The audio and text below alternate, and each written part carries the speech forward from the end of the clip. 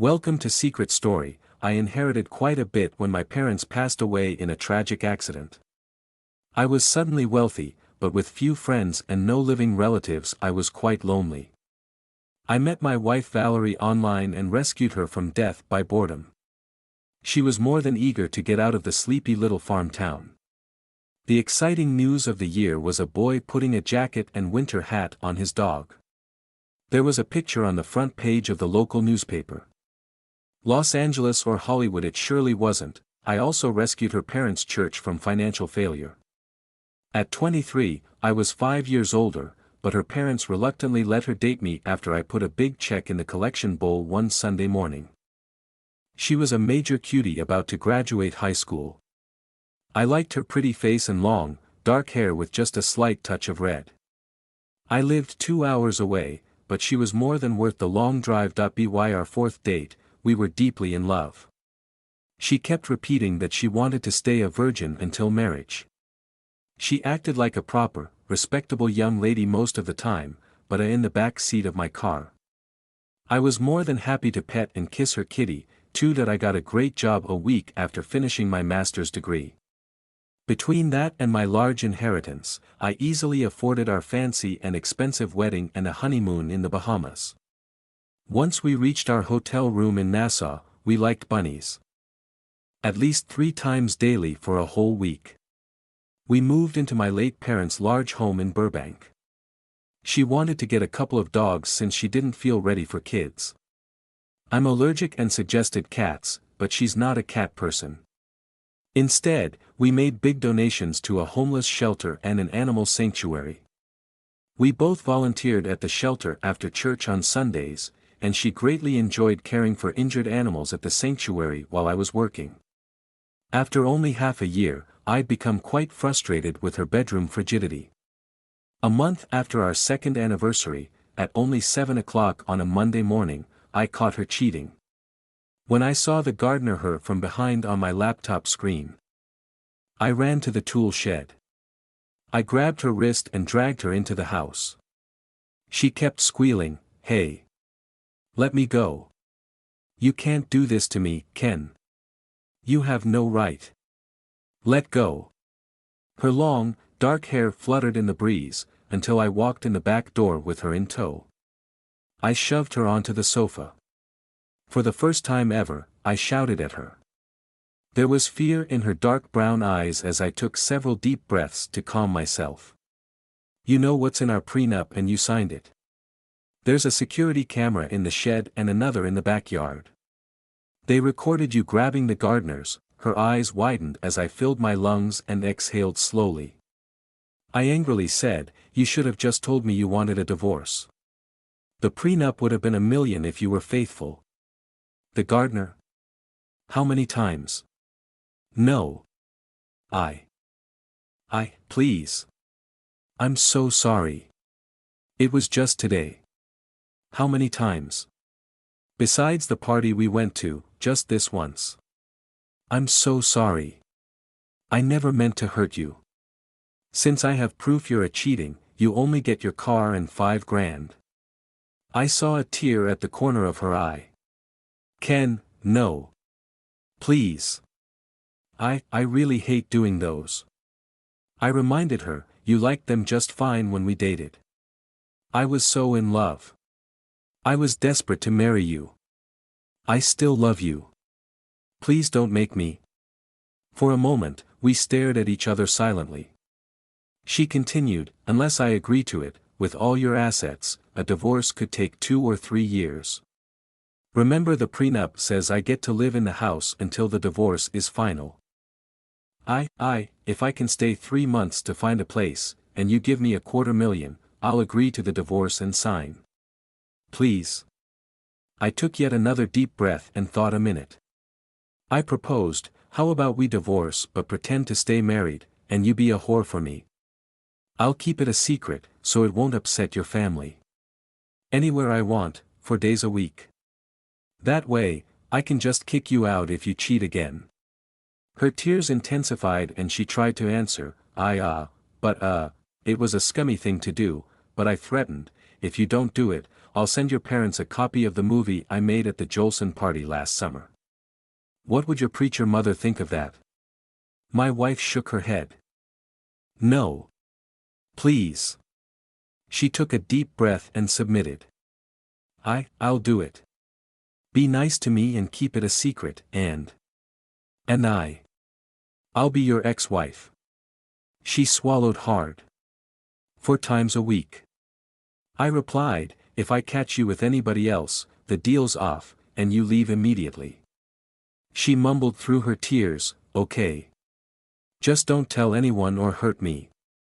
Please. She was the one in the wrong, but guilt still nagged at me. I played with her thick, dark hair and assured her, you know me. I don't like pain, and I'd never hurt anybody on purpose. She sputtered between sobs, thank you. I turned away, grumpily saying, go take a shower, stay home and don't let anybody in the house. I'll be back later. Probably. I drove a few blocks, then parked to send a message that I was sick and taking a few days off work. I didn't want to be a cheater like my wife, either. I left the club, bought a small bottle of bourbon, then drank and jerked myself to sleep in a cheap motel room. I woke in the middle of the night and watched a while I finished off the bottle. I finally woke up around noon. I got aspirin, coffee, and a burger on the way home, which eased my hangover a bit. I was quite surprised as I approached the house. A gorgeous young woman with long blonde hair was sitting on the grass in the front yard. I also liked the smile on her pretty face and the camel toe. The light blue fabric matched her eyes. I stomped the brake pedal a split second too late. Distracted by her arousing form. After crashing into the garage door, I climbed from my car. There were a couple of large dents but no major damage. I turned and gathered up the courage to approach the exquisite blonde beauty. As I walked toward her, she took a cigarette from her small black purse. I awkwardly said to her, hi, I'm Ken. Hi. She smiled at me and took a long, slow drag from the cigarette, then exhaled a cloud. Hello. My little sister gets out of school at 3 o'clock. What time is it? I glanced at my phone. 1:15. I like to watch the birds while I wait. She pointed to the trees across the street, then used her plump pink lips and blushing cheeks to suck in more smoke. She blew a thin stream of white toward my waist, then continued, you don't need to call the cops or anything. I'll leave if you ask nicely. I stared at her shapely body, spellbound by her magnificence, until she suggested, but I think you'll be happier if I stay. I swallowed hard as a solitary thought blared in my brain, I'd love if she stayed in my bed. I croaked out, It's hot out and I'm thirsty. Could I get something to drink? She wiped a bead of sweat from her brow and I noticed her long, light blue fingernails. I stared into her eyes a moment, seeing exactly the same color. Guh. Follow me. Please. She reached and held my hand as she stood. My name is Emma. Nice to meet you. Great. Hi. I'm Ken. I thought her giggle was terribly cute. He. You said that already. Let's go inside. She crushed out her cigarette with a sandaled foot, and I noticed her toenails matched her eyes too. Yeah. I led her to the kitchen and said, please have a seat. Would you like water, diet cola, milk, orange juice, wine, beer? I never drink before dinner. Orange juice, please. Sure. I noticed when she glanced toward the staircase and smiled briefly. I turned my head and saw Valerie walking upstairs in a bathrobe. The gorgeous blonde asked, who is she? I stammered a moment as I answered, my, wife, Valerie. Ex-wife. She'll be my ex-wife soon. That's a shame, she's very pretty. She licked her lips as I handed her a glass of juice. Were you two at the Jolsons' place last week? No, but we know the Jolsons. I'd been in London for business. I wondered if my wife. I swear I met her there, or somebody who looks just like her. She did amazing things with her mouth. Does she have a little cross tattoo under one of her boobs? An intense surge of jealousy struck me and I screamed, Valerie. When Ken shouted my name, Valerie, I knew I was in even deeper shit than before. I prayed silently as I slowly walked toward the kitchen. He was sitting at the table with Emma. She blushed and smiled as I approached, but the expression on his bright red face showed he was angrier than I'd ever seen him before. He took several slow breaths and relaxed his hands, which had been clenched into fists. Valerie, did you? I knew what he was going to ask, and figured it would be best to admit it. Yes. We had a good time at the Jolsons, but only once. He glared into my eyes. I gave you whatever you wanted, and you barely even sleep with me. And a bunch of other people. Why? How could you? The stunningly pretty blonde cluelessly asked, You two don't have an open marriage. You don't sleep with other people. He turned and told her, sort of. Ah. Not really. I hoped it would make her want it more at home, but last week I was out of town. Thinking quickly, I replied, if you wanted to take me to Berlin.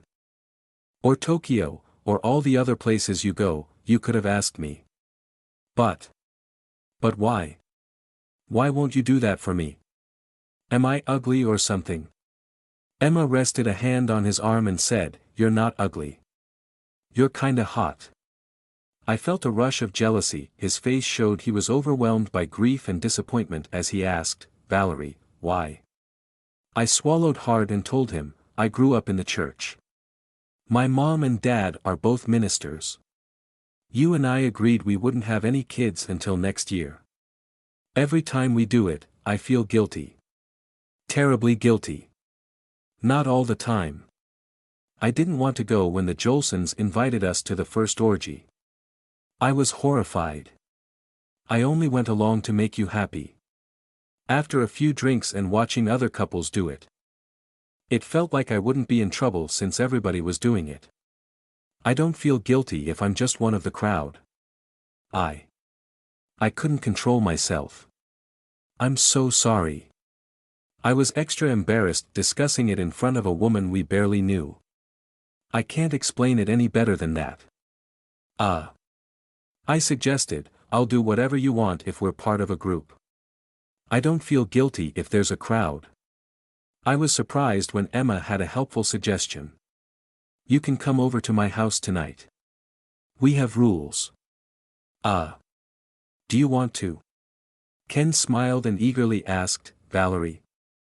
I thought a while and bashfully answered, if it's at least 6 people, okay. I felt the blood rushing to my cheeks. Emma jumped up and said. Great. I'll invite some friends over for a barbecue. And then. He. We'll have a blast. See you there at 7. Ken asked, wait, where do you live? Oh, I didn't tell you that. 3 blocks down, 3800 Rosewood. I have to go call people and set it up. Ken lustily offered, I'll drive you home. I cleared my throat. We'll drive you home. Let me get dressed quick. Emma's large house was nearly a duplicate of ours, 2 downstairs bedrooms with ensuite bathrooms, 3 on the second floor, and a master suite on the top floor. Like ours, there was a commercial-sized kitchen, flower garden and lawn out front, large patio, and a small pool in back. I was surprised her husband was so much older. She was a college-aged blonde knockout, but he was bald and looked around 70. She introduced us, Henry, meet my new friends Valerie and Ken. Friends, my husband Henry. He was seated in a plush chair with a walker next to it. He held the walker tightly with one hand and offered us the other as he stood. Dr. Henry Hollinger. What do you think of my masterpiece? I asked, what do you mean? Emma. She's very kind and sweet, but she was only a little better looking than average when I met her. Tell them about the work I did, Emma. First I got collagen in my lips, then liposuction for my belly, braces on my teeth, then a rhino. Ah. He continued for her, rhinoplasty to give her a cute little nose. Otoplasty to make those small pretty ears, and half a dozen others. That was the final procedure I performed before I retired. The proud, smug look on his face annoyed me, and I was angry he thought of Emma as a trophy, an object. I restrained myself and politely said, very nice. She's gorgeous. Just wonderful. Dr. Henry asked, have you discussed our lifestyle with them, Emma? And your rules? Only a little. Then why don't you go have a cigarette and fill them in? A creepy smile appeared on his face. Emma held our hands and said, the patio is this way. We followed her to a table by the pool. She sat and explained, Henry doesn't like it when I drink or smoke, but he lets me if I follow the rules he gave me.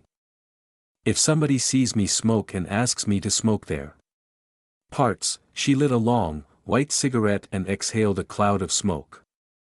The light breeze blew it away from us. And if a guy sees me drink, he. The rules are only if I'm somewhere that Henry can see, though. The backyard, bedroom, or living room, or when we go to adult parties. With his health troubles he can't do it anymore, but he loves to watch. Ken was practically drooling when she blew smoke in his face. She inhaled another drag and blew a thin line toward my chest. She asked, do you like watching me smoke, Valerie? Would you like a cigarette? I nervously looked at Ken and saw Henry staring out the window. I told her, I don't smoke.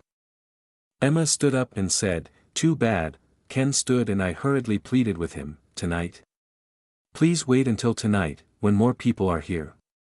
I stood up and tried to distract him.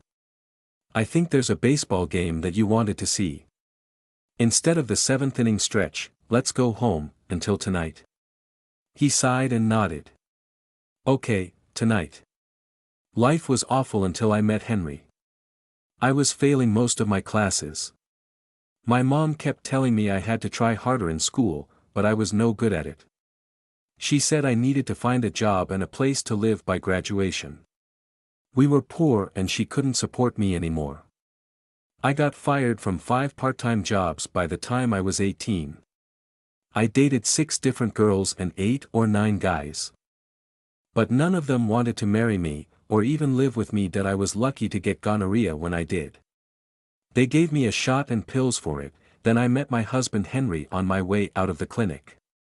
I stood at the bus stop and he walked over near me.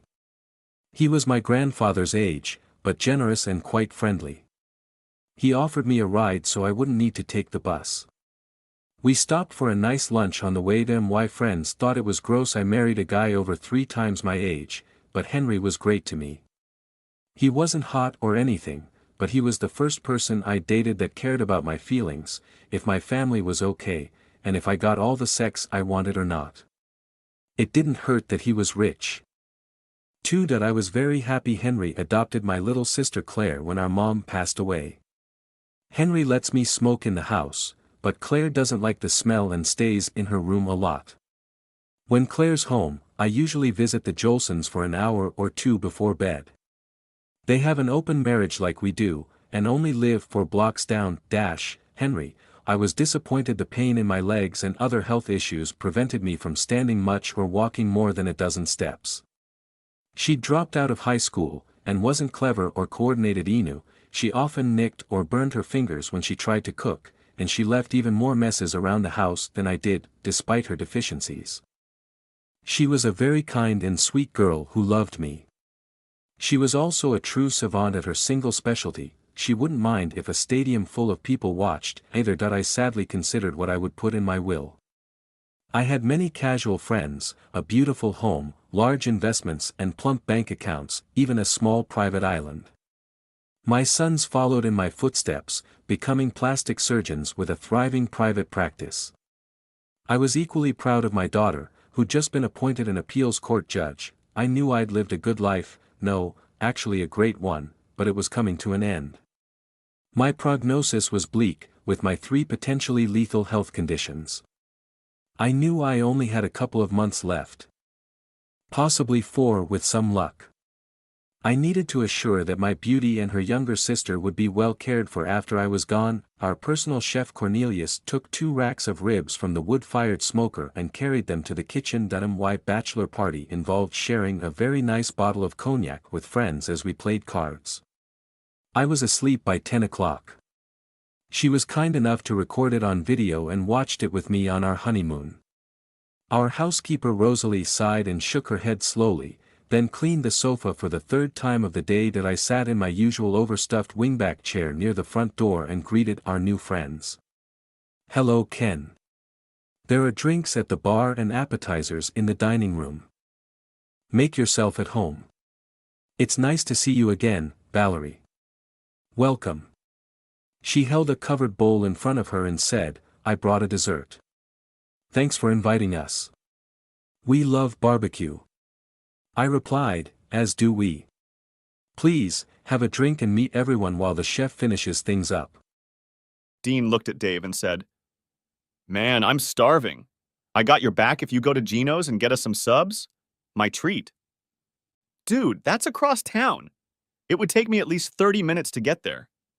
Why don't we just order something takeout? We'll be done faster that way."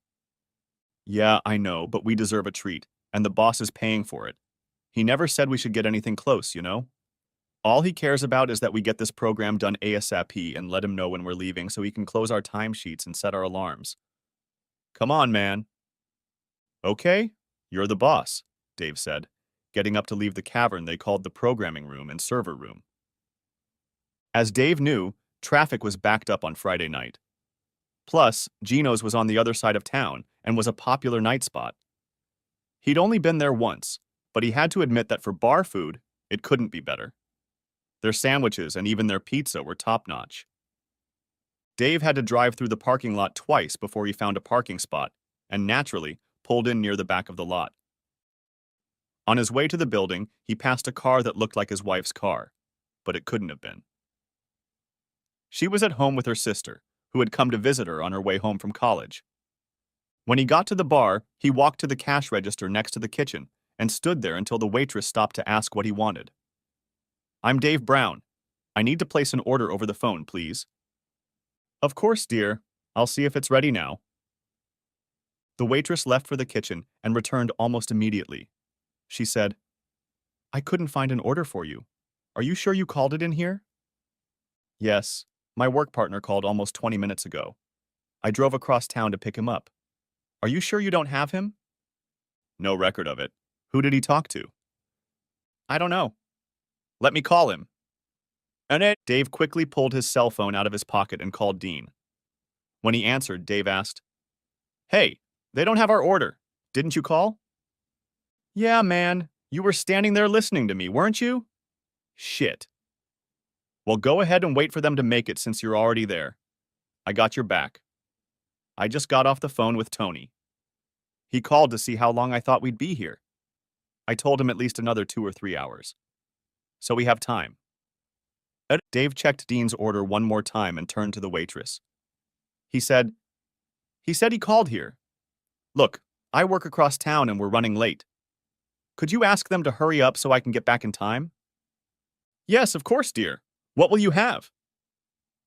Dave gave her the order and settled into a chair at the bar while he waited for the food to arrive. While waiting, he was watching the customers when he got the shock of his life. He saw his wife Sandy dancing with his boss Tony, and then saw her sister dancing next to her as well. What the hell? Dave was about to walk over and find out what was going on when suddenly his world came crashing down. Sandy stood up on her toes and kissed her partner. Dave quickly snapped a couple of pictures and turned to follow them out of the bar. They walked across the parking lot to the row where Sandy's car was parked. Dave managed to get a couple more shots while they kissed. When they got to Tony's super truck, they climbed inside and got down to it. While his heart was breaking, he took pictures on his phone. He smiled to himself when he heard Sandy ask, "Honey, what's that flashing light?" Tony replied, "Don't worry, honey. It's probably the headlights of passing cars. Relax, no one can see us." An enraged Dave wrapped a handkerchief around his head like the robbers in old westerns did and swung the door open in front of the two lovers. He pulled Tony out of the truck, kicked him, and then rummaged through his pockets for his wallet and keys. He put the keys in the keyhole on the back door of the truck and took the wallet with him. He hoped that the two lovers would not see the keys and the truck would eventually be stolen. He planned to throw the wallet out the window as he drove through the bad part of town on his way to the office. Dave quickly made his way back to the bar and took his seat. Soon the waitress came over and said, "There you are. I thought you'd left or something.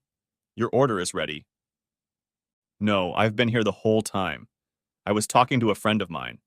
I apologize for not noticing you sooner." "No problem. Here's your food." "Thanks," Dave said, took his food, and walked out of the bar. He walked to his car in a roundabout way to reduce the chance of being seen by his cheating wife and boss.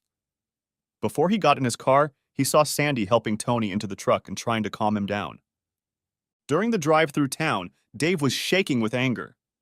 Twice he almost had an accident because of it. Finally, he pulled into the parking lot of his office and walked into the building carrying his food. He remembered to close the door behind him and angrily headed toward the server room where they worked. When he entered the room carrying the food, Dean smiled and said, "About damn time you got back.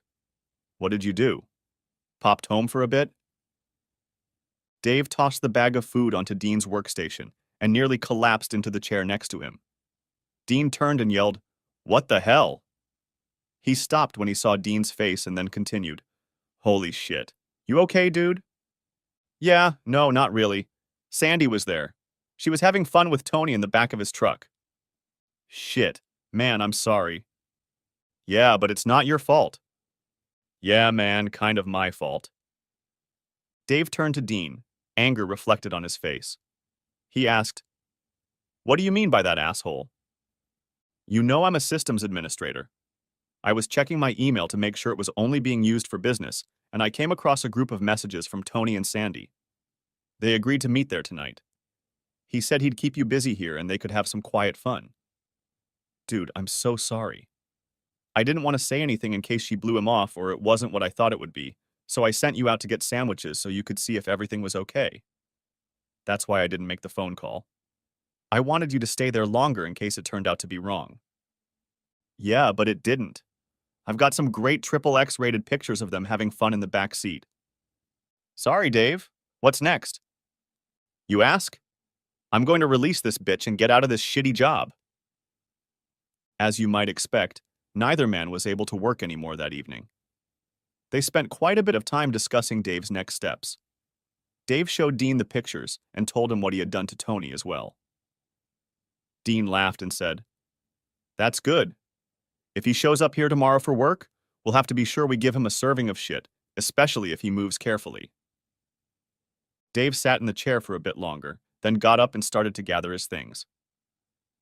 Dean watched him for a bit, then said, "Hey, kid, are you leaving? We're not done yet, and I won't have time to finish without you." "Yeah, I'm leaving. Screw Tony and his goddamn job. Sorry, man." "Dave, wait a minute. You can't just pick up and leave. What are you gonna do? Go home and bump into that bitch? What about Tony? You can't just let him get away with it. You gotta plan it, or you're gonna lose more in the divorce than you have to. Come on, man. Let's get this over with and make plans for you. They don't need any more warning than you have to give them." It was 2:30 in the morning when they had finished their project and could go home. They were standing in front of the door to the office when Dean tried to call Tony to remotely lock the doors and set off the security alarm. For some reason, he wasn't answering. As they tried to call him, they laughed at the fact that he wasn't answering. Finally, after 20 minutes, Dean called the head of security and said he couldn't reach Tony and needed him to lock the doors and set off the alarm. Before they got into their cars, Dean said, "You know, this is bull. It's the only place I've ever worked where I didn't have a key and an alarm code. If something goes wrong inside after hours, we'll have to wander around until Tony or the guard on duty meets us here or unlocks and disables the alarm." Dean gave himself an odd look before saying, "You know, it just hit me. The only time we have to call Tony is when we're working late. I wonder if it's because he's messing around with other wives, too. I don't know, but I don't care. I'm going to make him pay for it, too. I'm tired. I'll see you tomorrow. Well, I guess I'll see you tonight. See you later. Sandy still wasn't home when Dave walked into their little rented house. He was still angry about what he had seen and wanted to argue with her, but was glad she wasn't there. He wondered where she was, but figured she was probably with the jerk. Dave took a quick shower and fell into bed. He fell asleep almost as soon as he lay down and knew nothing until the sun hit his eyes the next morning at 9:30. Pulling back the covers, he noticed that Sandy was completely awake on her side of the bed. Before getting dressed, he made his way to the kitchen and put the coffee on to brew. After drinking the coffee, eating a quick breakfast of a frozen sandwich and drinking more coffee, Dave went to work. He was still very angry and was trying to figure out how to make Tony and Sandy pay for what they had done. When he got to work, he found everyone there except Tony. He asked Sheila, Tony's secretary, where he was, and she said, "I don't know. I haven't heard from him at all." It had been a long day because Dave and Dean were still exhausted from the late work, but the project was in its final stages. The rest of the group was busy checking code and trying to load the program before installing it on the customer's servers. Dave paced from place to place, watching the work and trying to stay awake. He was having a hard time concentrating on work because of his discovery the night before. Finally, it was time for dismissal, and he came home. Sandy was lying on the couch with a glass of wine, dressed in her old, tattered robe. She had large, dark circles under her eyes. When he entered the room, she looked up at him with a guilty expression on her face. Dean immediately asked, "Where the hell were you last night? You didn't even call to say you wouldn't be home, and then you didn't even show up at all. And where's your sister? I thought she was going to stay with us for a couple days. She got a call and had to leave early. I took her to the airport yesterday afternoon, and on the way home I stopped for a drink with the girls. It was awful. One of them got mugged in the parking lot, and I spent the night in the hospital with her. I'm sorry I didn't call, but the battery in my phone was dead." "And you couldn't find a phone at the hospital, borrow a charger, or use the nurses?" "I just didn't think. I'm sorry, honey." "Yes, of course you are. If I didn't know better, I'd think you were fooling around somewhere. What are we having for dinner?" "I haven't gotten to that yet. What do you want?" "I don't know. Something quick? I'm tired. I didn't leave until 3:30 last night, and I didn't fall asleep until 3. I really don't have anything quick to make. Why don't I order a pizza?" "Yeah, okay. I'll go get cleaned up." As Dave showered, he kept thinking about how he could get revenge and get out of the mess Sandy had made of their marriage. While he was showering, a thought occurred to him that seemed to work and would be a sure way to find out about Sandy's infidelity. Tony had only a rudimentary knowledge of computers and programming. He was the business manager of the company, but had only a minor education in programming. He considered himself an expert and was constantly causing problems for his employees. His attempts at programming showed Dave how inept he was. Dave decided that he would create a web page and put pictures of Tony and Sandy on it. He would then send himself an email with the website address so that he could legally find out about their date. He would have to hack into Tony's home or office computer and use it to create the page using Tony's name, address, and personal information. He went to an internet cafe that same day and set to work, having first hacked into Tony's home computer. Before he started setting up the web page, he, like most hackers, scanned the hard drives to see what he could find. Jackpot. He found pictures of Tony with several other women. 2 of these women Dave knew were married to men who worked with him. Copying the folder of photos to his computer, Dave quickly began work on the web page. It took him several days to complete the programming and get the site up and running. Every action had to be completed and posted on Tony's home computer to make it look like he was the one doing the work. Some days he was unable to work on the site for personal reasons, or because Tony turned off his computer. Once the site was up and running, he started working on other ways to get revenge. A few days after the site went live, Dave prepared an email with a link that he sent out to everyone he could find who knew Tony, Sandy, or the other women. Presumably, that's how he found out about Sandy's infidelity. After receiving the email, Dave told Sandy about it and got all the excuses from the cheater's handbook. "I'm sorry, honey, it was nothing. It was just a one-time thing. I just ran into him there when my sister and I went out to eat, etc. etc." Dave went back to work the next morning and confronted Tony, then quit on the spot, leaving Tony with yet another bruise on his face. The divorce quickly turned nasty, with Sandy first trying to get Dave to reconcile and then starting to countersue. At this time, feelings flared up, and she decided to get revenge on Dave for daring to divorce her. She turned him into the prosecutor for running an internet gambling site. The site was Dave's brainchild and started as a hobby where he and his friends would play Texas Hold'em with each other. The site soon grew and grew until Dave opened it up to everyone around the world. Everyone who joined the site was given 2,000 K chips, no cash value, and was given another 1 million each day as a bonus to play. When the site first opened, if a person lost all their chips, they could only play again the next day. After the site had been running for 2 months, Dave, as the administrator, received so many requests for additional chips that he created a way for people to purchase them and continue playing. It wasn't a gambling site, per se, because no one received anything in return for their payments other than the right to continue playing with the chips they received or purchased. Dave had been running the site for over a year when his marriage fell apart and was making obscene amounts of money from it. When he found out about Tony nailing Sandy, he was ready to quit his job and devote all his time to the site. But first, he wanted to finish the project he and Dean had been working on. Over the past year, he had added other card games and even slot machines to the site. He was amazed at how much money people sent him to buy chips for the games and never won anything but extra chips, which they eventually lost. Now he was happy that all his purchases went directly into a bank account in the Cayman Islands. He was registered with the company and only received a minimum wage from it. As far as he knew, no one even realized he was the sole owner of the company. He knew that Sandy thought he was just a contract programmer. Now he was glad that was the case. She might be able to get some of his small salary from the web company, but probably not. Ever since he quit his job at Tony's company, he'd been making less than she was. During the divorce proceedings, Sandy turned Dave into the police as the owner of an online casino.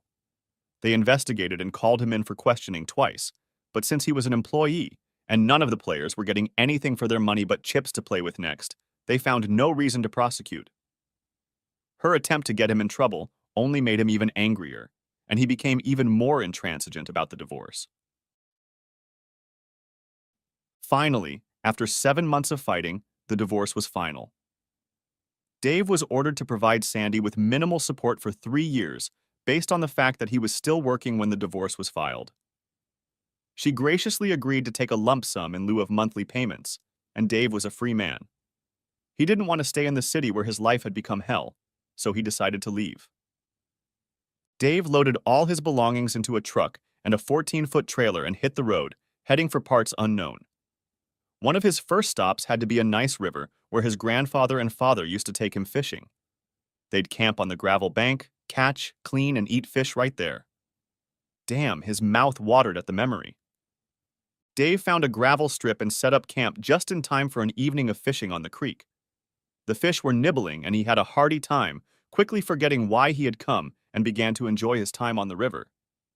He camped, swam, and fished for 2 days before he ran out of drinks and staples.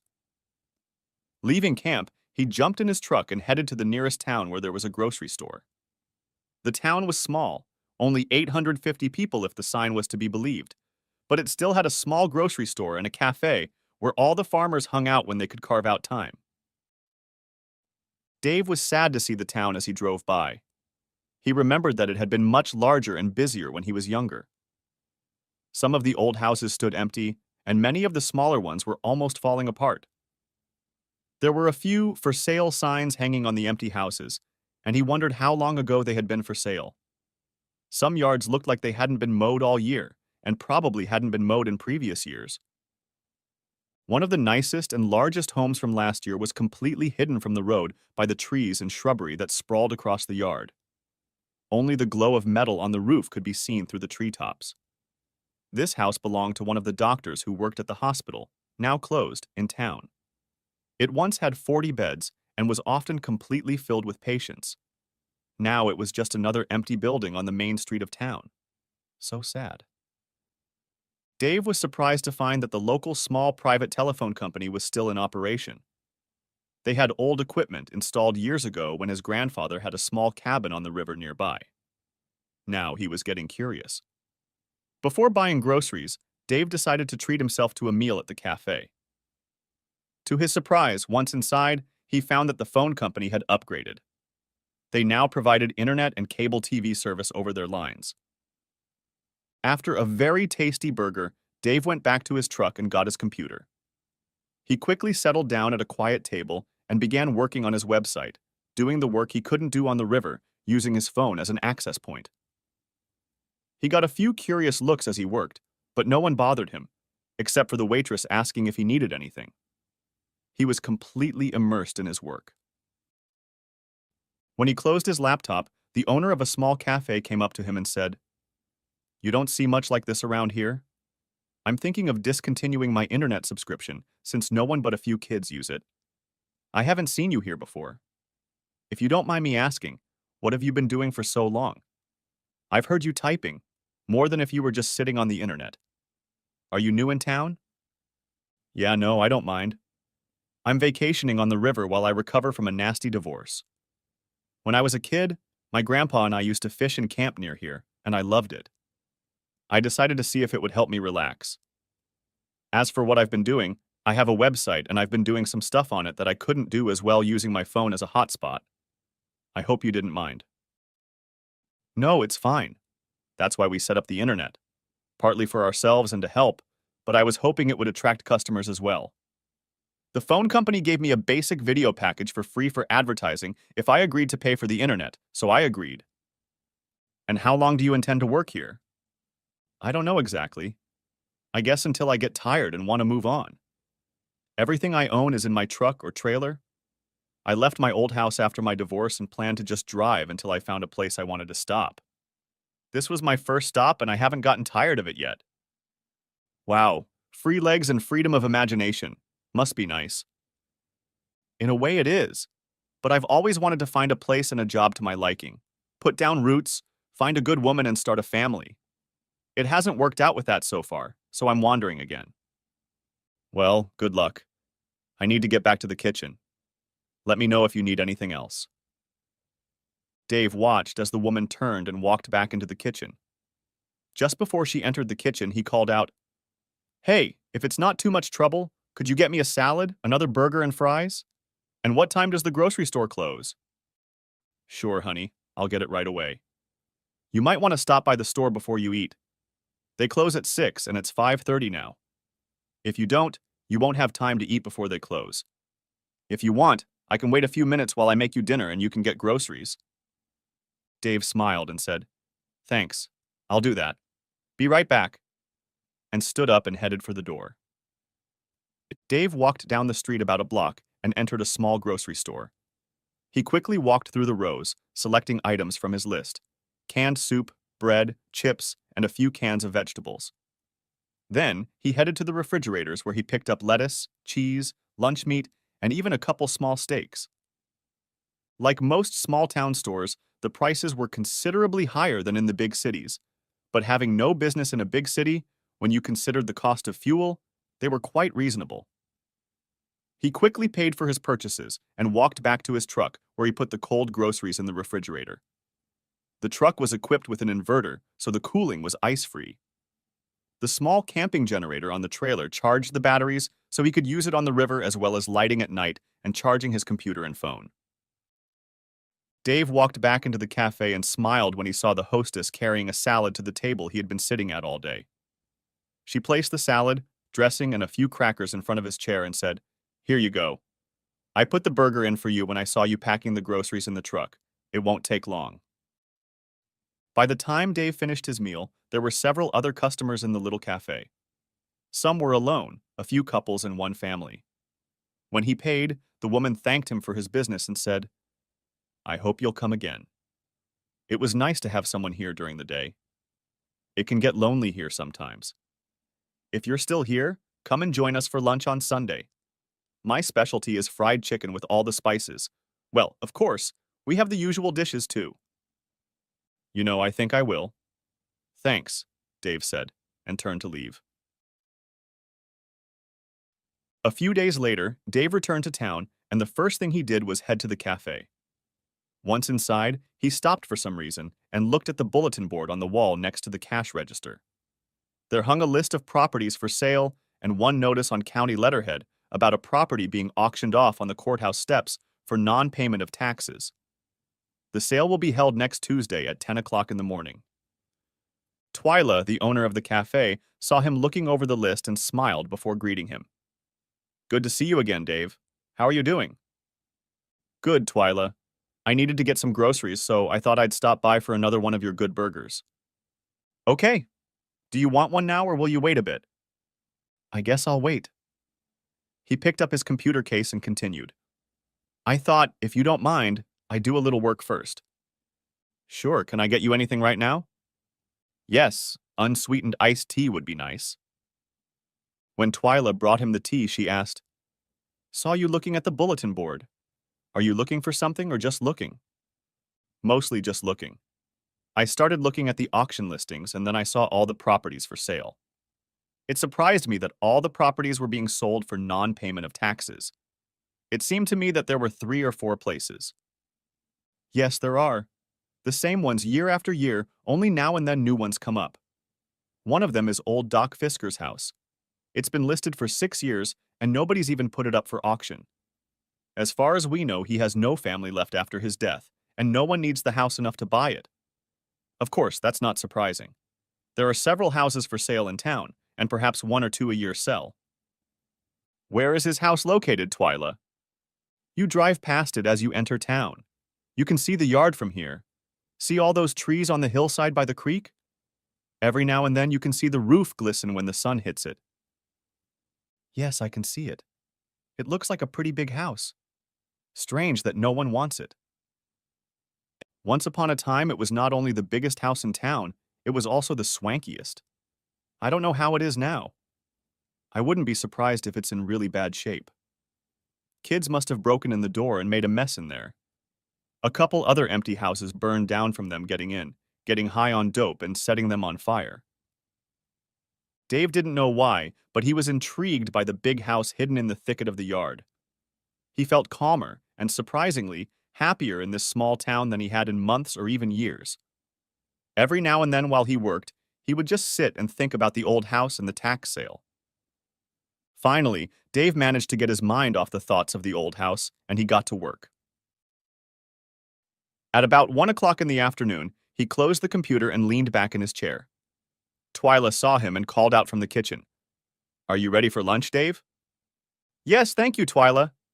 I'm thinking another salad and a burger, but can we add onion rings to the burger today?" "Sure, I'll be right out," she said. While he waited for his portion, Dave made small talk with a couple of farmers who had not yet left after lunch. One of them said, "Been seeing you around for a couple weeks now. Did you move nearby or something?" "No, not really.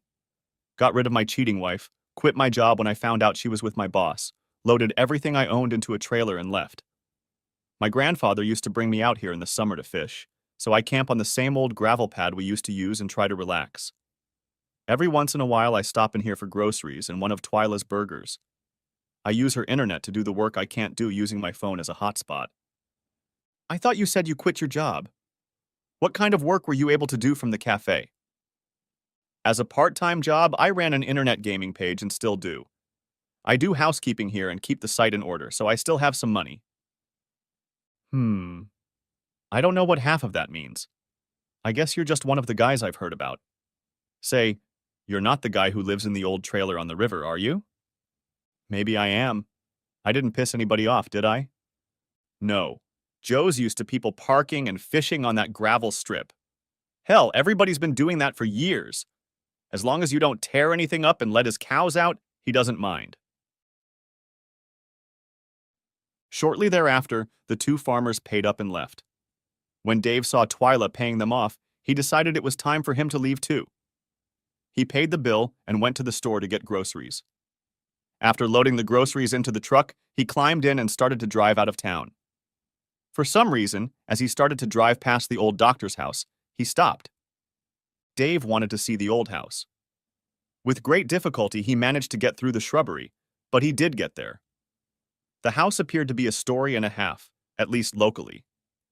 He couldn't tell how many rooms were in the attic, but he was sure there were several. As you might expect, there were rotting boards on the walls, wooden porches, and windows. Naturally, the old house was in dire need of a paint job. The windows were all old wooden single-pane windows, but surprisingly, not a single pane was broken. The galvanized metal roof still gleamed on the building. Dave felt guilty, but found a window that could be opened and climbed into the old house. For almost an hour, he wandered around the house, inspecting it. As far as he could tell, the old bones, the frame of the house, were still very good. The arrangement of the rooms was better than most old houses. There were 2 outbuildings on the 4 or 5 acre lot, a detached 2-car garage and a small barn. When he finished looking around, he struggled to get out of the yard, climbed into his truck, and returned to the trailer on the riverbank. For the next 3 days, Dave couldn't stop thinking about the old house and how much he liked the small town. Monday morning, he went into town again and stopped at the old house. He followed the same old path to the back of the property and looked over the buildings and grounds again.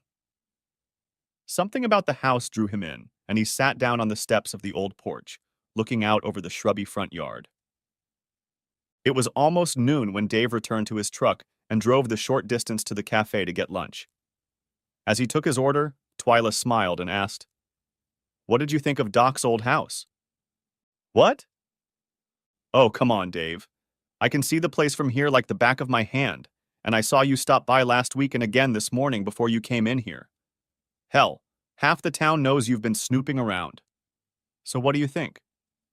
"I don't know. There's something about this place that calls to me, but it looks like it's going to take a lot of work to make it livable again. Just tidying up the yard would be a big job, and the whole house needs modernizing. A lot of rotten boards need to be replaced, and I won't know about the framing until after I remove the siding or paneling inside. Apparently the wiring and plumbing will need to be completely redone. I just don't know." "Yeah, that's probably why no one else is bidding. Yeah, and no one else wants to live out here in the middle of nowhere. So, do you want another burger tonight or something else?" "Burger and rings, please, Twyla." As he sat and waited for his lunch, Dave kept looking toward the old house. He didn't even go to his website while he waited.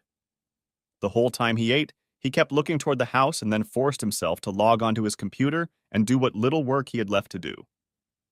Soon he finished his work, and instead of going to the grocery store to get supplies, he returned to his camp.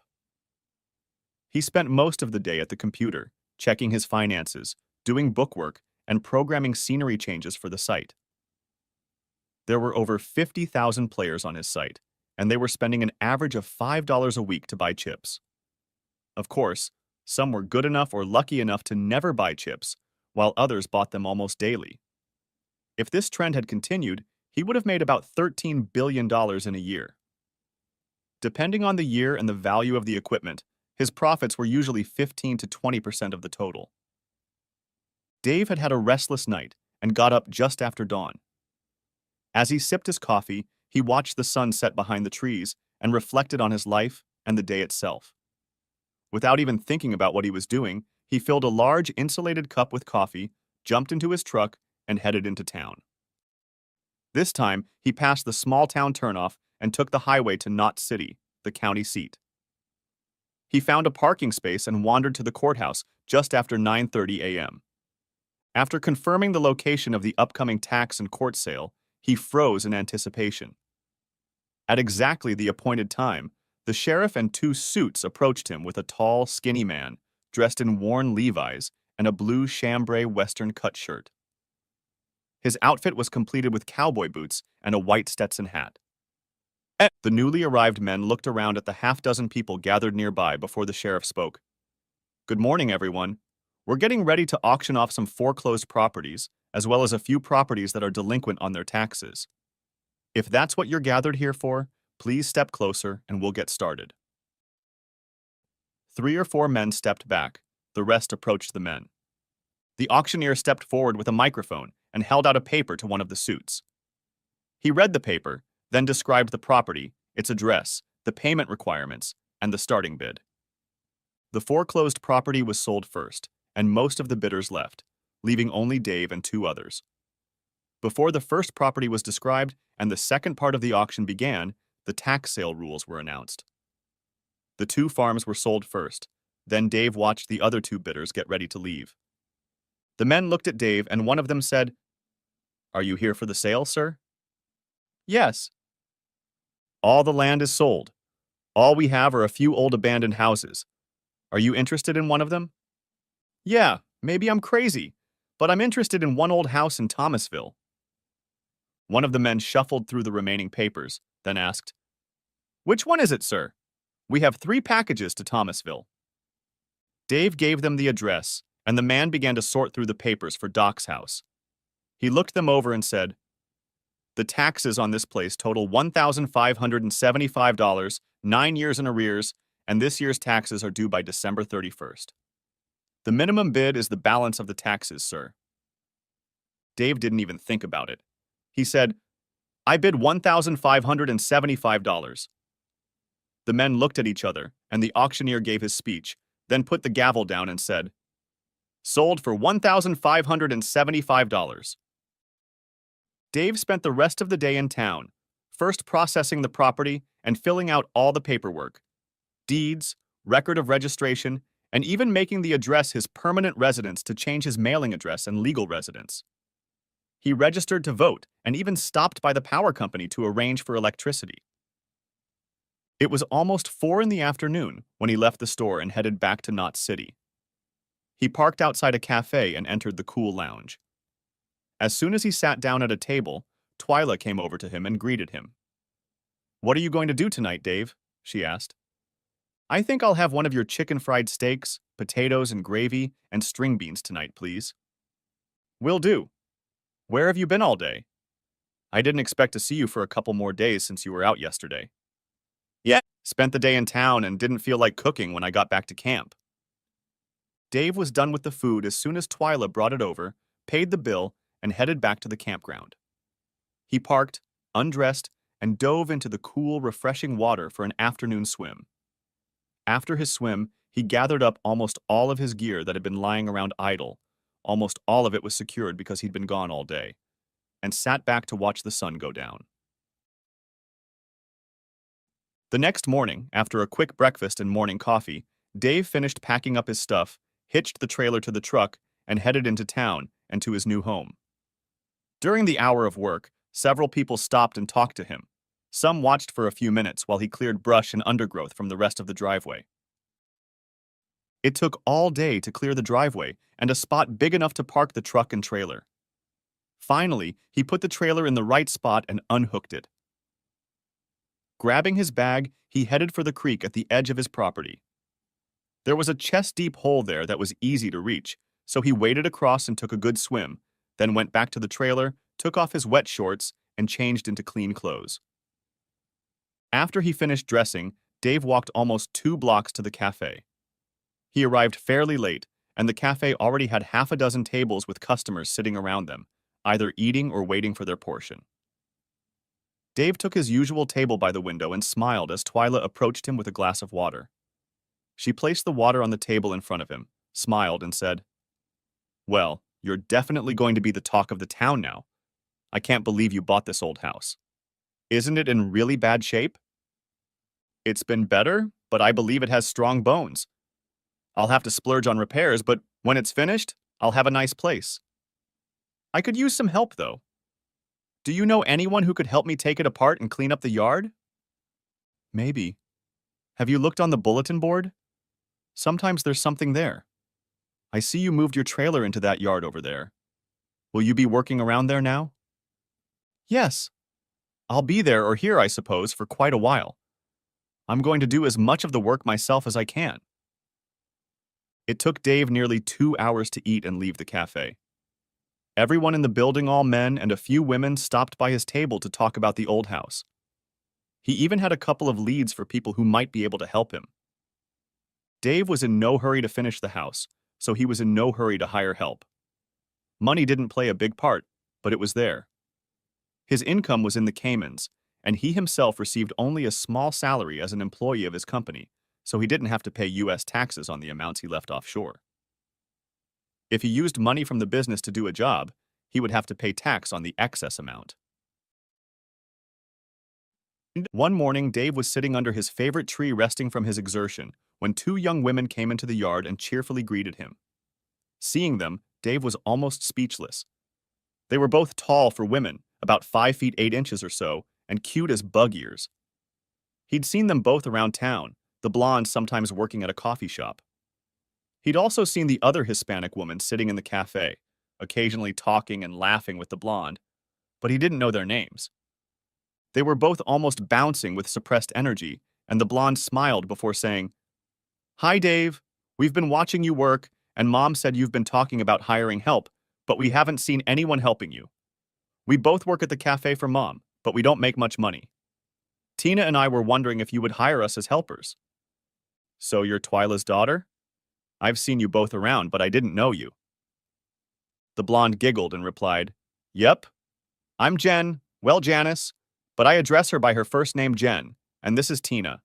We're twins and we do everything together." Dave looked at the two very different girls and said, "Twins?" Jen laughed and replied, "Well, we have different parents, but we're kind of twins. We were born on the same day, but 20 minutes apart in the same hospital. That's why we call ourselves twins. We've been best buddies forever. I've thought about hiring assistants, but I haven't decided yet. There are a few things that would be easier to do with help, but I don't have a lot of money, so I'm putting things off. I'm not really in a hurry to finish the job, so I'm letting things take their course. I just want to be able to move in before the cold weather hits this fall." And the two girls looked at each other for a moment before Tina said, "Anything we can do will help a lot. We're both going to college this fall, and we need to earn as much money as we can. We don't know much about construction, but we can do a lot if you show us how." "Well, maybe I can help a little. I remember what it was like to be a poor college student. What course are you in? What's your major?" John replied, "We are starting our sophomore year. I want to be an elementary school teacher, and Tina is going to study computer technology." They chatted for a few more minutes before John said, "We should get going. We promised Mom we'd help out a little today. I'll see you later." Dave watched as the two beauties strode down the street and into the cafe. He watched them all the way. When they were out of sight, he got up and went back to his work. He was pulling windows out of the house and replacing them with triple-pane PVC windows. Each window opening had to be resized so that standard-sized windows could be used rather than buying more expensive, custom-made ones. It was much, much cheaper, but much more labor-intensive. Shortly before noon, Dave dismissed himself and went to the cafe to have lunch. This time, as he walked inside and headed to his table, Jan and Tina jumped up and greeted him. Twyla was already heading to his table when she saw the girls walk up to him. She smiled and walked back into the kitchen where the girls had just come from. "Hi, Dave," Tina said. "What can we get you today?" "I think I'd like a chicken enchilada platter today, please, and an iced tea."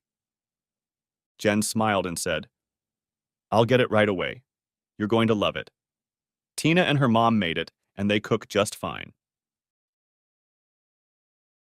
Finishing his meal, Dave walked over to the cash register to pay. He smiled when Twyla greeted him. "I can't say this is the first time, but these two sure made their way over this afternoon. I usually have to ask them to wait at the table if I'm busy in the kitchen with Tina's mom. I've seen them here before, but today was the first time I met and talked to them. They came up and asked me for a job. They said you sent them." "What? You're kidding." "No, I didn't suggest they ask you for a job. I just mentioned that you were talking about hiring someone part-time to help with the harder work. I can't believe they asked for help with remodeling. I won't say they are lazy, they are not, but they are very picky about what work they will do. They help out here from time to time but complain about it all the time. I can't believe they want to do the hard work they'll have to do if you hire them. So you don't recommend them? No, I didn't say that. If you give them a job, they'll do their best to do it right, and for their pay, they'll give you an honest day's work. I'm just surprised they agreed to do the work and asked you about it. Oh, I didn't say anything about hiring them. I try to do as much as I can myself to save money, but I'll need help soon. Do you think they're strong enough to do the heavy work? Do they know anything about construction at all? John doesn't know, but Tina's father is a contractor, and she used to go to construction sites with him a lot when she was younger. I think she knows quite a bit. So, how was dinner? You surprised me by not taking your invariable hamburger tonight. Dave laughed and said, "It was really good. I still like your hamburgers, but I wanted to try something different, and I really like a good Tex-Mex. This would be perfect with chips and salsa." We talked about doing that, but we'd have to charge a little more, and we couldn't just bring them in early like they do in Mexican restaurants. I understand, but to me it's just Mexican food. You should work on a good pizza too. I don't feel like driving to the county center when I want pizza. Twyla laughed and replied, "You don't want much, do you? You know you can't have such a big menu in such a small place. Maybe you'd like to work here and pay for all that extra stock?" Dave laughed and said, "No, not really. I'm just saying." Twyla smiled and Dave stood up, getting ready to go back to his work. She followed him to the cash register and took the money. Then they went their separate ways again. The next morning, Dave had barely gotten to work when Jen and Tina showed up, dressed the same as the day before. "Hey, Dave," Tina said. "What are we doing today?" Dave frowned before answering. "Well, I was going to finish repairing the siding so I could paint it in the next day or two. What are you two doing today?" Ian looked a little guilty or maybe scared and said, "Whatever you want. We're willing to try anything." Dave didn't know what to say to that. The girls seemed to think he was going to hire them or had already hired them. He didn't know what to say or do and just froze for a moment. The girls started to get worried and were about to leave when he finally said, "Well, if you're sure you want to do something here, I guess I could use some help, but you shouldn't be dressed to do anything too dirty or heavy." Dave looked around at the work that needed to be done, and a thought occurred to him. He was working on the back of the house, replacing damaged siding and deteriorated boards, but the rest of the house was ready to be painted. He'd already peeled off the old paint that had fallen off and sanded the edges, so all that was left to do was paint. "I'll tell you what," he said. "I'm still working on the back of the house, but if you want to paint the outside of the house, you can do that. The paint is on the porch, and as you can see, I've still set up the scaffolding on the side so I can start on top." The girls smiled. Jan said, "Come on, Tina, let's get started." They turned and hurried toward the house and their new job. Dave never knew how long the girls would be working, or if only one of them would be there. Usually when one or both were out, he found them working in the cafe when he went to lunch. Of course, he didn't work from home all the time because he had to work on his website from time to time. Sometimes he even had a little programming work that distracted him from his restoration work. He preferred to do it at the cafe because he didn't have his internet set up yet, rather than living in the house because it wasn't finished. By the end of the first week, the girls worked for him. They had finished painting one side and the front of the house. They applied 2 coats of paint and it looked amazing. They had also become very friendly with Dave and he was sure teased him with their beautiful bodies. They had too many oops moments when he could see their tops, when they wore loose blouses, and a few times one or the other put on a bloody miniskirt to climb ladders and paint. On Friday of the first full week, Dave called them into the backyard where they usually sat and relaxed under their beer-drinking tree. As best he could, he kept track of their time and arbitrarily determined an hourly rate since none of them had discussed pay. When the girls came and sat down at his invitation, he handed each a wad of bills and said, "This is your paycheck for the last week and a half. Since we never discussed pay, I asked around and got a figure for the work you are doing. I hope it's enough." To his surprise, none of the women looked at or counted the money. Each of them simply stuffed it into the pockets of the tight shorts they were wearing that day. They had to stand up to do so, and as soon as the money was in their pockets, they both jumped up to him, leaned over, and to his surprise, bestowed a kiss on him. Tina said, "Thanks, Dave. I'm sure the pay is good, but you didn't have to do this. We never asked for a paycheck. We just wanted to help you. It's getting so boring here since most of our friends have left town and college is over. Besides," she said, "we like being with you. Why don't we come over tomorrow and just hang out instead of working?" "Well, sure. I was going to do some things around the house, but you don't have to, of course." "No, I mean, could you not work, please, and let us just hang out? Maybe have a little fun?" Dave thought for a moment and replied, "Sure, I guess. I don't have any deadlines. We're almost done with the exterior, and it can be finished before the cold weather sets in. That was my main plan for the summer. I want to do a couple rooms inside so I can move in before the cold weather hits. I'm sure I can get it done, so a day off will come in handy." Both girls smiled and hugged him tightly before sitting back down. They had a couple of beers each before the girls left. They needed to clean up and go help Twyla at the cafe with the Friday night crowd. Dave was still sitting outside with his morning coffee when the two girls arrived the next morning. They came around the corner of his house, carrying a cooler in each hand. In the other hand, each had a bag of what appeared to be groceries. They quickly walked over to him, dropped their load, and leaned over to kiss him. Jen looked at him with a strange expression, then asked, "You didn't like it? We're sorry." Tina looked at him sadly when Dave asked his question, and he hastened to answer, "No, it's nothing like that. It's just that you surprised me. What sane single man wouldn't enjoy being kissed by two beautiful women? What did you bring?" "I thought we were just going to hang out and relax. Now I feel bad because I didn't bring anything special." "Don't feel bad. We just brought something to drink and some dog burgers. We saw how much you liked your mom's burgers at the cafe, and we wanted to have a sit-down, so we brought them. You don't mind, do you?" "No, of course not. So what are you planning for the day since it's your party?" "Oh, nothing much," Ian replied. "Like we said, just hang out, have a few drinks, swim, and grill some burgers and dogs." John grabbed his arm and tried to pull him out of the chair. "Come on," she said. "Let's go swimming. It's too hot already to just sit around and drink coffee." Dave let himself be lifted to his feet and followed the laughing girls down the path that led from the yard to the deep swimming hole in the back of his property. It was only 150 feet away, and he could already hear people splashing and talking loudly while frolicking in the creek. He stepped back slightly and said, "Wait, wait. Let me at least get my swim trunks." "Oh, come on," Tina said. "These old shorts look really good on us. Besides, we don't want to wait. We're hot." "Yeah, I can see that," Dave muttered. Jan smiled and said, "What did you say? You think we're hot?" "Yeah, but I'm sorry you heard that. I shouldn't have said that." "Gee, of course you should have. All women should know that their men think they're beautiful, especially if they mean it. That's what you meant, isn't it?"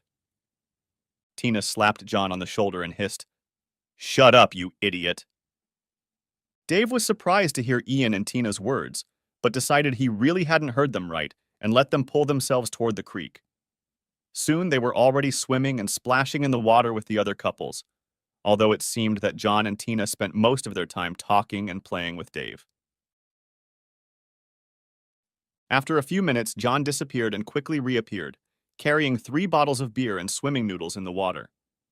She handed 1 bottle each to Dave and Tina, and then sat down on her noodles and sipped her beer, relaxing and talking to everyone. Dave soon joined in the conversation and began to get to know the other people in the water. To his surprise, he quickly found that he was enjoying himself. John or Tina returned to the yard several times for beers and at noon for sandwiches. Late in the afternoon, as the sun dipped toward the horizon, John said, "Come on, you two. It's time for dinner."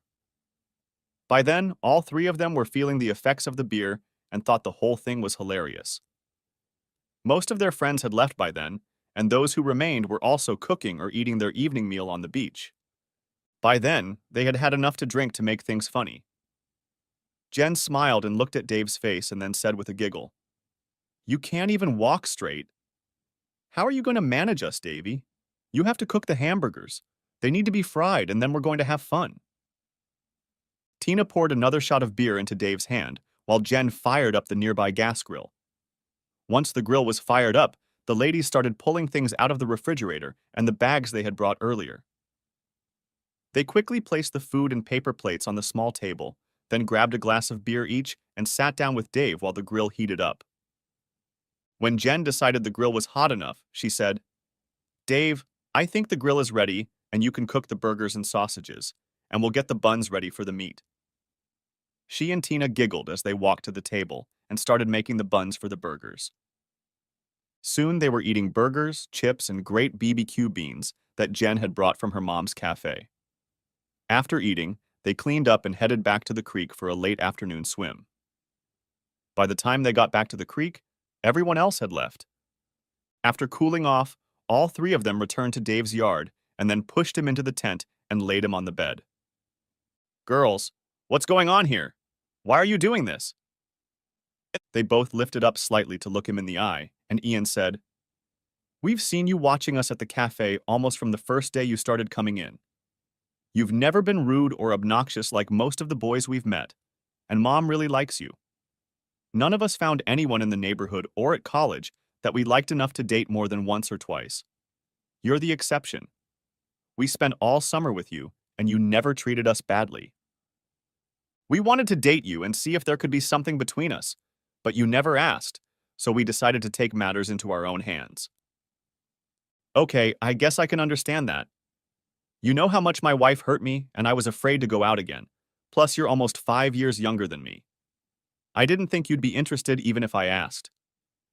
"Well, you're wrong. We were and are very interested. Look, I don't know what to say. I really like both of you and I love being around you. I can't even think about picking one of you." The girls smiled and hugged him before Tina said, "Okay, we don't want you to choose. Like we said, we're twins. We do everything together, and we don't want you to choose. You're stuck with both of us, Dave." Soon the women noticed that Dave wasn't answering them and looked relaxed. They looked up and saw that Dave was sleeping peacefully.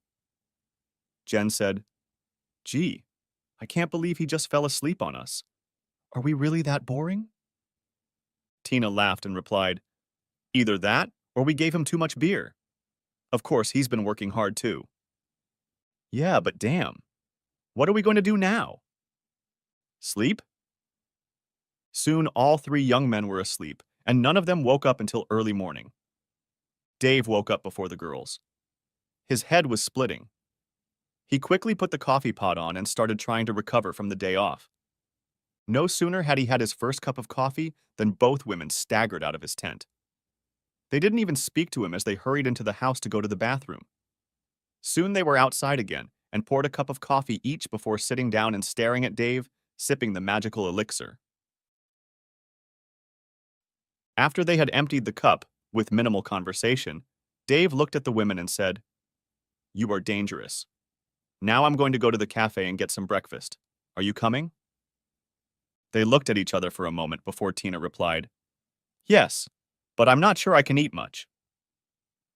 As the three young people slowly walked into the cafe, Twyla looked at them, laughed, and said, "I heard you guys had a blast. I hope you learned your lesson." Dave looked at her after collapsing into his usual chair with a young woman on either side of him and said, "I resent that, Twyla. Contrary to rumors and someone else's plans, I remain as pure as the driven snow. They've been feeding me demon rum, but they've failed to corrupt my morals." Jen blushed and, clapping Dave on the shoulder, replied, "Hey, that's my mom. You don't have to say things like that to her. Besides, you didn't swear that much before you came to bed with us." Most of the male customers laughed when she said that, and Twyla replied, "You girls didn't fight. Oh, never mind. What'll you have, Dave?" Dave ordered, and Twyla turned toward the kitchen. Ian said, "Mom, what about us? If you want something, come with me and make it yourself. You're not a paying customer." John and Twyla looked at each other, then got up and slowly followed John into the kitchen. Everyone could hear muffled voices interspersed with the usual kitchen sounds. While the food was cooking, Dave received a few minutes of gentle remarks from his friends and even a few warnings about the girls. Soon, Jen and Trina came out of the kitchen with plates of food, which they placed neatly on the table before sitting down themselves and beginning their meal. Once again, there was little conversation as all three of them tried to recover from a day of partying. Dave finished his meal a little before the women and sat while they finished theirs. When they were done, he stood up and said, "I need to go home and recuperate. I'll see you two." Then headed for the cash register. Twyla met Dave at the register and took the money from him. As soon as he was outside, Jen and Tina joined him, one on each side, and put their arms around his waist. He looked at each of the women, but said nothing. He hugged each of them, and they all walked slowly toward his house. When they were in the backyard, Dave collapsed onto the bed and fell asleep almost immediately, barely noticing that both women had done the same, putting him between them again. They slept until almost noon, until nature called them again and they took turns going to the bathroom. Afterwards, they sat and drank iced tea. Dave said, "Did you girls just pout your lips yesterday? Or should I be alerted to some of the things you said?" Jen replied, "What things? I don't remember much of our conversation. I remember laughing and goofing around a lot, but I don't remember what we or anyone else said. You know, you both said you wanted to sleep with me." "Oh, that. Yeah, but you already knew that, didn't you?" "No, not really. I mean, I knew you were teasing me, and I was trying to decide which one of you to ask out, but nothing more than that." "Dave, I think I remember us telling you that it doesn't work that way. We both really like you, and we share. Neither of us have found anyone else we care about, and we love each other like sisters. We both want you, and we don't want to hurt each other, so we agreed to share you. Is that a problem?" "Well, yeah, no, oh hell, I don't know. I like you both a lot, but what about your parents and everyone else in town?" Tina replied, "What about them? It's none of their business. We know we can't marry you, but if we get along, there's nothing stopping us from living with you." The girls continued to help Dave with the renovations and played an increasingly active role in choosing the colors, decor, and even the finishes inside the house. The first room they finished was the kitchen, and Dave found himself doing exactly what the girls wanted in it. From the kitchen, they moved on to finishing the master bedroom with a large bath made from the old living room and butler's pantry. Next on the list was the formal living room and then the dining room. The last to be completed was a small room that the doctor used as his office. It was converted into a nursery for future use. This completed the renovation of the lower floor, just in time for Thanksgiving, when the first family dinner was held. Over the winter, they began work on the upper floor, where there will be 2 large bedrooms separated by a small playroom and bath. Thanksgiving, one of the few days the cafe was closed, led to the entire extended family gathering at Dave's house for a traditional meal. Jen and Tina's parents and brothers, as well as Dave's parents, came and filled the house to capacity. Most of them didn't understand how to feel about Dave having 2 women acting as his wives. In a surprisingly short time, the family and town accepted their different lifestyle and treated it as the most natural thing in the world. Dave and his women were happy and very successful. Jen graduated from college, as did Tina. Jen got a job at an inner-city school teaching, and Tina started working with Dave, programming all sorts of games and phone apps. The money kept coming in. The end.